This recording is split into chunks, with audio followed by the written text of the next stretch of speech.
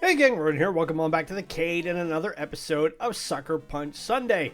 The series where we go back in time where we take a look at a classic fighting or fighting platform-based game from the 3rd, 4th, 5th, and 6th generation. And this time, we're going to commemorate the fact that 2025 marks the 40th anniversary of the release of Sega's first North American console. And it wasn't the MegaDrive.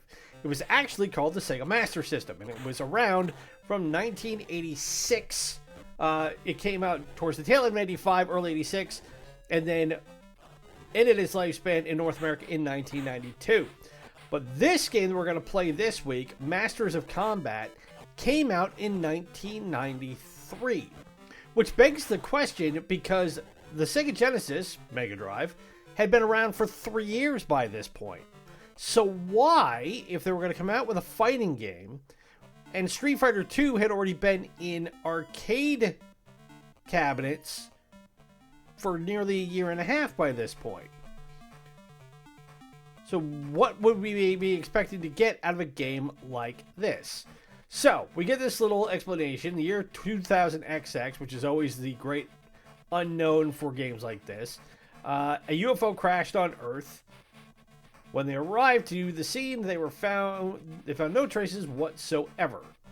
A year later, Megalo City's mayor suddenly declared that he was holding a match to decide the strongest fighter on Earth. Behind this plan, the mayor was hiding a dreadful secret. Of course he was. Welcome to politics, if you're not familiar with it. So we have 4 characters to choose from. We have a ninja, we have this guy who looks like kind of a brute. We've got this guy who looks like a slightly armored up policeman. And this guy with a big old golden face mask. I mean, there's no real rhyme or reason to it. So I guess we will start with a ninja and go from there. So stage 1, industrial complex. Prepare for the worst when you fight me. Now, there's very little information about this game. I should let you know. Normally, the avenues I go to get my info from, there's nothing around. So there's not pretty much anything that I can glean from this other than just the fact that this game exists.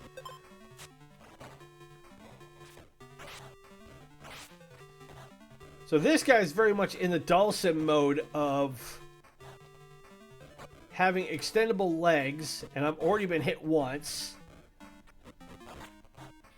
And I've been hit twice. And I've hit 3 times. Now, the other thing you have to keep in mind is that the Sega Master System's controller, by comparison to nowadays, is ridiculously rudimentary.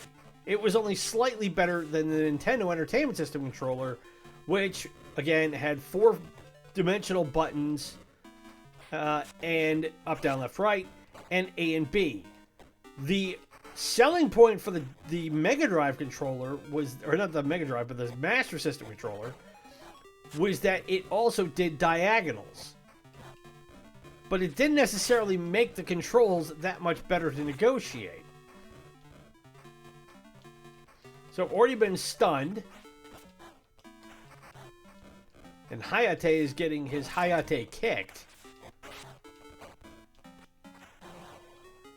And I've already been put down.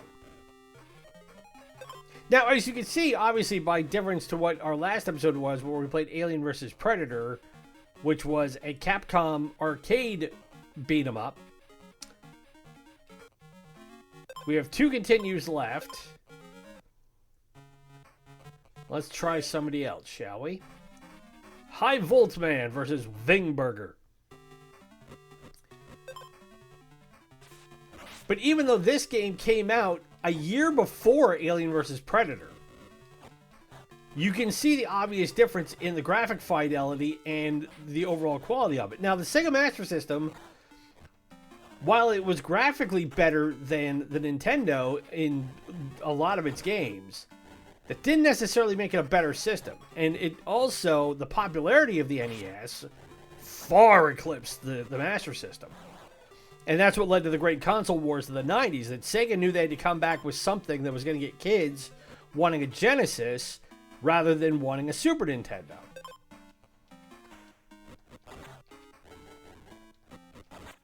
Now this guy is able to pull off these blasts of his And all I can do is do punches and kicks.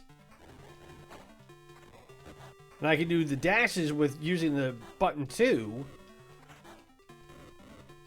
But otherwise, if there's a way that I can be able to hit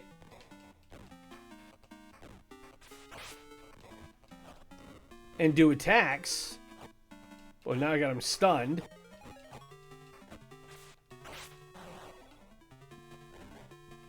I'm not seeing it. So we've already lost with 2 characters.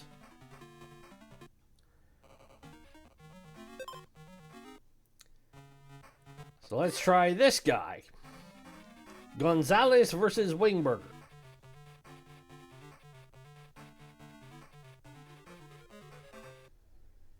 Now this game was reissued on the Game Gear, which was Sega's answer to the Game Boy.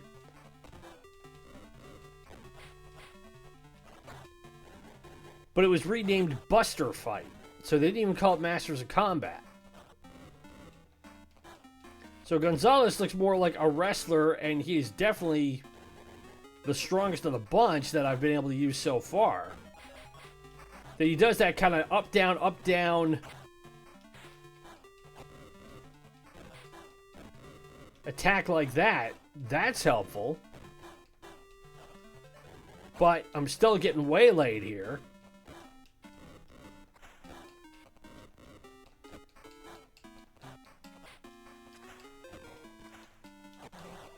Hey, we finally won a fight.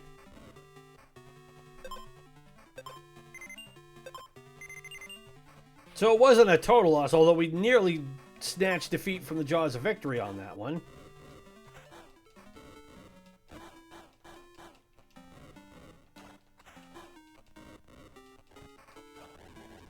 Pick me up, slam me down. But if I can just keep him in this corner here.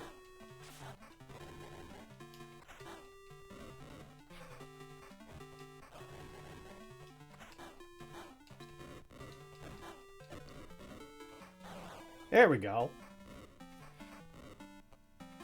But the question I have in playing this game, at least going through it for the first 8 or so minutes, is if I had to choose between something like this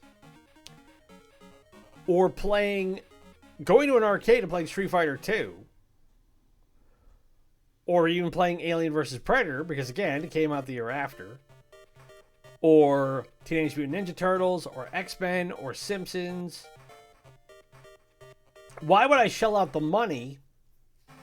And you have to remember that Sega Master System games back in the day were comparable to the price of brand new NES games. So while they weren't super expensive by modern standards, they weren't cheap. Like top-notch Nintendo games were in the realm of 20, 30, 40, sometimes even $50, depending on which ones you really want to get. Like I remember Super Mario Bros. 3 when it came out, because everybody wanted that game. Nintendo knew that they were going to make a whole heap and heck of a lot of money off of it, and they did. They made more money off of the sales of Super Mario Bros. 3 than they did by the great marketing campaign they used to sell us on it, which happened to be this really terrible movie called The Wizard, that I went and saw in the movie theater in 1989 for a buddy's birthday.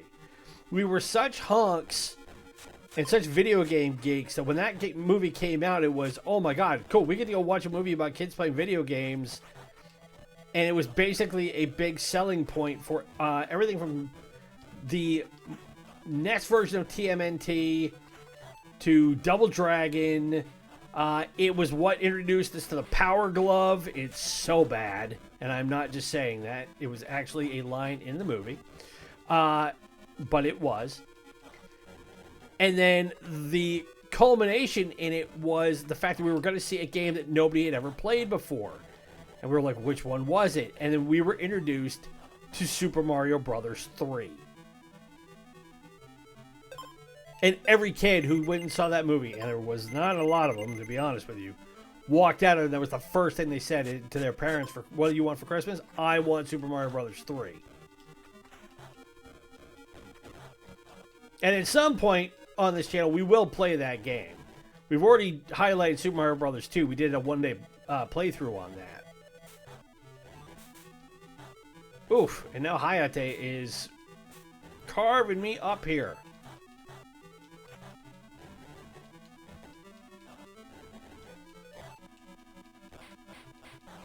So he can block my attacks and then counter, but their ability to fire off projectiles and everything is not an advantage I have.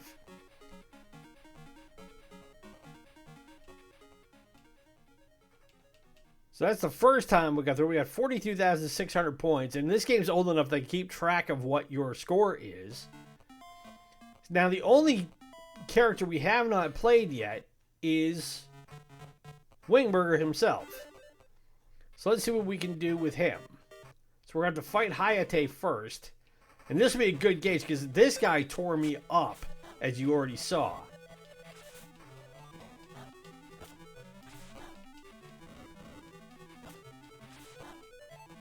So if I try and jump, he meets me in the air and knocks me down.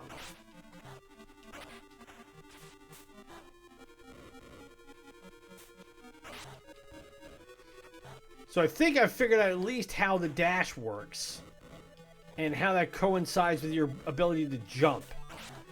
Because you've got to hit the B button and press up in order to jump, whereas normally you would just hit up and you'd be able to jump. You can do that. That's basic fighting game mechanics.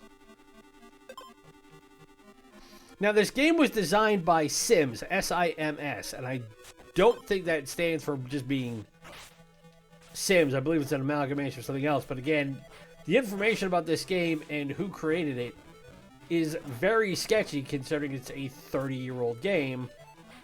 And even then, at the time, I don't think this was among the more popular titles to hit the Master System.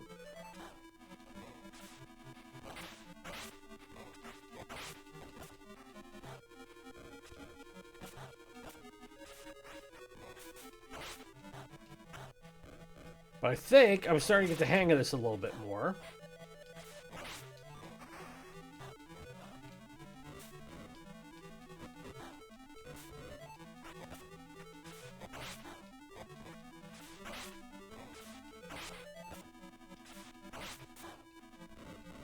Although we were doing well, now we're getting clobbered.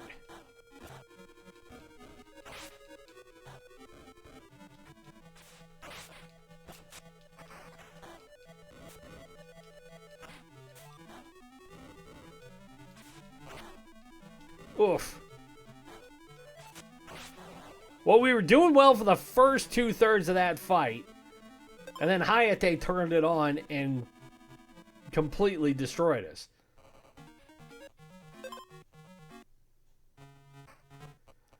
So let's see what we can do again with High Volt Man versus Hayate.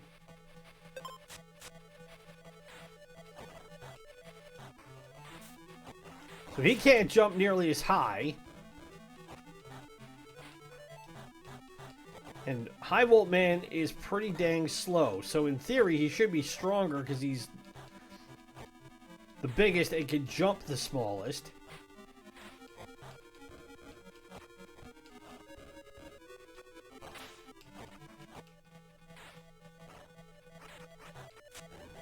Although I suspect him and Gonzalez are likely on par in terms of strength. Hey, I pulled a special move off. You saw it. I saw it launched like a ground wave. I did it again right there. So you think about it, it's like, okay, I should be able to do the quarter turn up like you can with a fireball in Street Fighter 2. And that should do it. But again, the 8-directional setup on the Sega Master System controller was so clunky, it does not guarantee that's going to happen.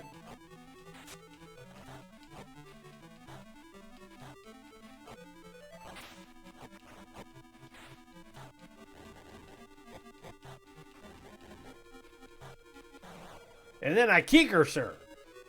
So I beat him with 16 seconds to go.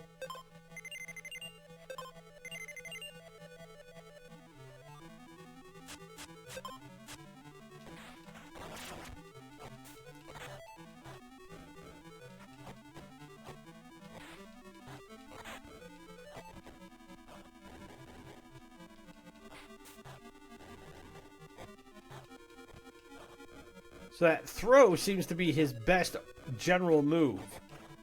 If I can grab him... Although the amount of damage it takes off of his health bar is not substantial. But as you can see, the moves are fairly repetitive. It's jump, get in position, hit quick.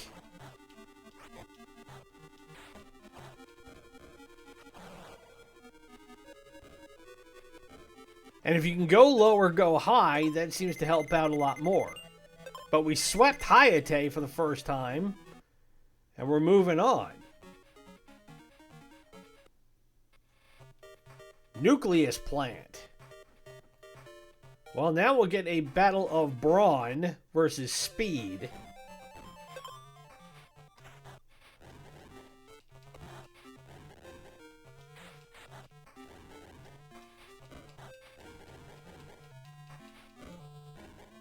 That spring kick he does is pretty vicious.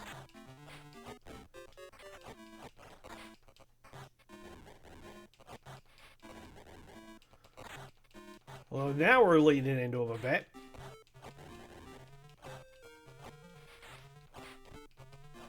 Ooh, belly-to-back suplex. That takes a bit out of you. I've been on the receiving end of those way too... Ooh, atomic knee drop. That'll hurt the tailbone.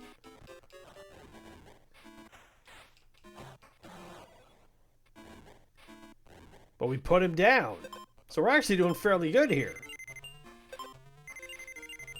I'm starting to think this may end up being a shorter episode than I planned.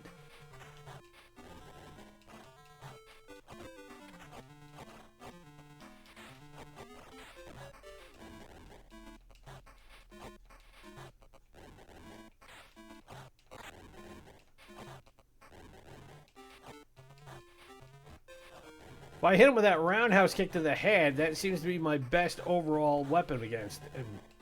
As you see the amount of life I'm taking out with him with it.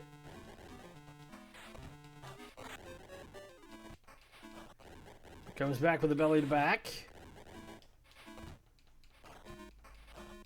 Knee drop. Oh, and I'm stunned, and he does the dragon punch. Oh, and then he fires off that fast combo that I was trying to take out Wingburger with the first time I used him. So I don't want to have him whittle me down to the point where he can bust that out. So it's winner take all here.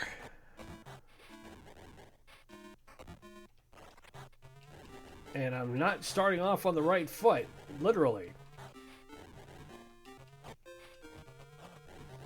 Got the throw.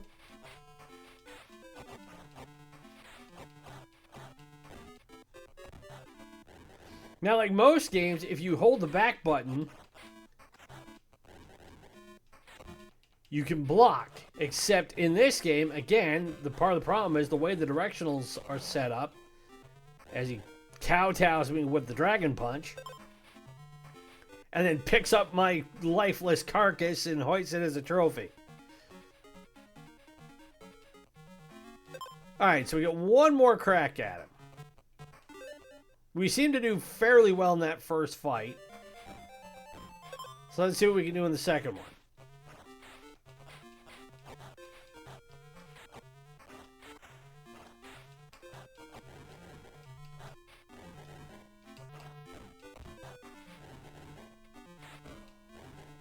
So if I hit just the attack button, it's either a punch or a kick.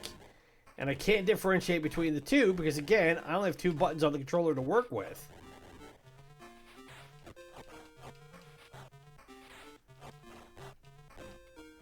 And you take for granted the way that Capcom developed Street Fighter as it did Midway with Mortal Kombat and every other fighting game that came along in the 90s that gave you a multi-button approach to fighting. Because then you play a game like this where it is simply one button for attack, one button for move, and you're hamstrung. Because for instance, if I know this guy's best kick and his most damaging attack is that roundhouse kick, I want to be busting that out every chance I get until I whittle him down to nothing.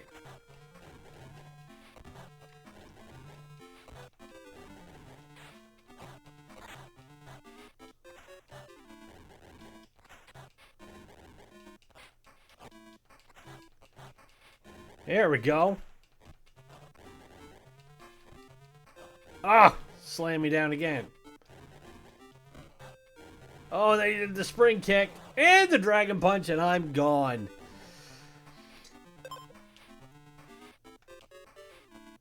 And that, I think, is my final continue. It is. Game over. So I finished 7th on that one as opposed to finishing 3rd on the first go. But that, everybody, is Masters of Combat from 1993 for the Sega Master System / Sega Game Gear. Now, is this a good game? Not really, no. I get what they were trying to do here. But this would have been a better game if it came out 5 years earlier. That it came out in 1993. And again, you had the Master System was on its last legs in North America by 1992. So Sims, if they were trying to capitalize on the fighting game genre, were really late to the party. And Sega had already moved on from the Master System to the Genesis / MegaDrive 3 years earlier in '89. So we already had a console that gave us 16-bit graphics that could play better fighting games, i.e. Streets of Rage, Street Fighter 2, and so on down the line.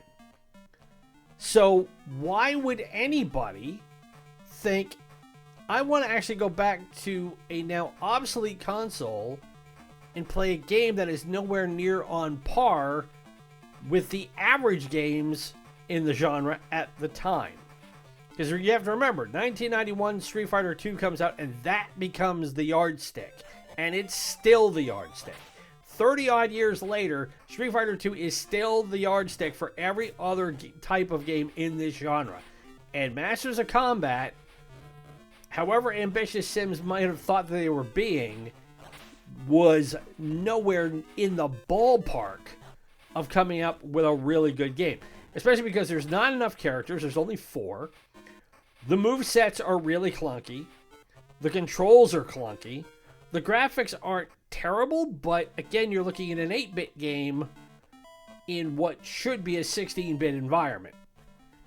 And yeah, to me, this is just a complete whiff. Could they make it today? I suppose they could, but it would need a lot of work. It would have to basically go back to bare bones concept and be completely redesigned into something more interesting. I think you could still get away with doing the 2D aspect of it, and even the way the sprites are designed in the smaller aspect of it. If you think about like what they did with the new Prince of Persia game, and I know it's a game I've talked about a lot, but it's worth the comparison.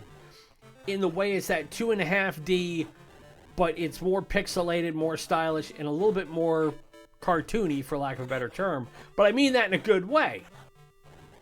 You know, it's in what Prince of Persia did in trying to do a Metroidvania game. They could do a similar thing with a game like this and turn it into something like that where it's more fluid. The controls would be a lot easier. You could have a lot more special moves. You could have a lot more characters. And you could kind of rehash the story and make it into something better. Obviously, it's never going to happen, but, you know, it's why we always ask that question at the end, could you make it today? You could. But also, you'd be running right into the teeth of Mortal Kombat, Street Fighter, and those two are still the major tentpoles in the genre, while everything else has fallen by the wayside. So, for its time, I think it was, I think we'll use the Top Gear term, ambitious but rubbish. I think that's the best way to encapsulate Masters of Combat. But again, that is Suckerpunch Sunday for this week. Thank you very much for tuning in. If you've been enjoying the content, you know how to show it by now. It's 2025. I shouldn't have to lay it out for you. But again, thank you very much for everybody who has subscribed over the last 12 months. We are most appreciative of it. We do not take it for granted. And we are looking forward to giving you more and more content as the year rolls on. Speaking of, be sure to tune in for Sports Saturday as we are still going through our second season on Sega Sports NFL 2K2 and creating the New England Patriots dynasty without Tom Brady. By the time this airs, we will have gone 3-1. We've still lost, but we've got week number 5 coming up this next week, and I think we're playing the Chargers, if I remember right. So it should be a good game. It'd be a good idea to see where we are as we're getting near the halfway point in that season. Also, be sure to tune in every Monday and Wednesday for our ongoing playthrough of Super Robot Wars Alpha Guide. And we're almost done with it. We've got about 12 missions to go, and then that one will be in the books. We've already got our next playthrough mapped out. We will not be playing a strategy game. We are going to be going back to something a little bit more familiar and a little bit more easier to follow. And it's been one that has been demanded by a couple of our subscribers. So, as always, we want to make sure we placate to your wants. Otherwise, why have a channel? Be sure to follow us on social media through Instagram, Threads, and Blue Sky. Everyone's Retrocade. Help spread the word about us as we continue to grow the channel and make it bigger and better. My name is Ronan. It has been great to spend this Suckerpunch Sunday with you. Be safe, be well, happy gaming. And we'll talk to you tomorrow as we carry on with another episode of Super Robot Wars Alpha Gaiden. Bye.